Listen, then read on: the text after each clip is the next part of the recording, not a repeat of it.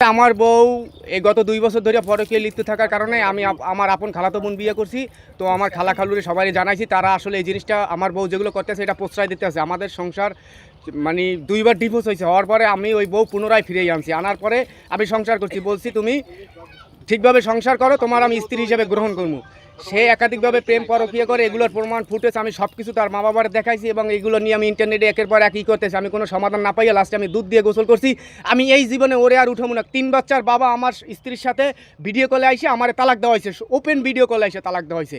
তারপর আমি কোন সেন্সে, কোন সামাজিকতায় আমি আমার ঘরে তারে স্থান দেবো বা গ্রহণ করব? এই জন্য আমি দুধ দিয়ে নাই, আমাকে স্থানীয় পর্যায়ে তালাক দিয়েছে। দেওয়ার পরে আমরা সংসার করবো, স্বামী স্ত্রী মিললে থাকার চেষ্টা করলে সামাজিকভাবে তারাও চিন্তা করে যে আসলে দেখি ওরা একটা বাচ্চা আছে, এটার দিকে যে ওরা সংসার করতে পারি কিনা।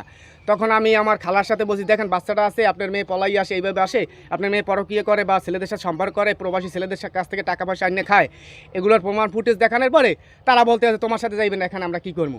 অথচ মেয়ে কিছুদিন পর পর আসে, কিছুদিন পর পর যায়। আমি এই জন্যই দুধ দিয়ে নাইছি যে দ্বিতীয়বার আমার সংসারে না আসতে পারে। এটা কোনো সমাজের মানুষ জানে, দেশের মানুষ জানে।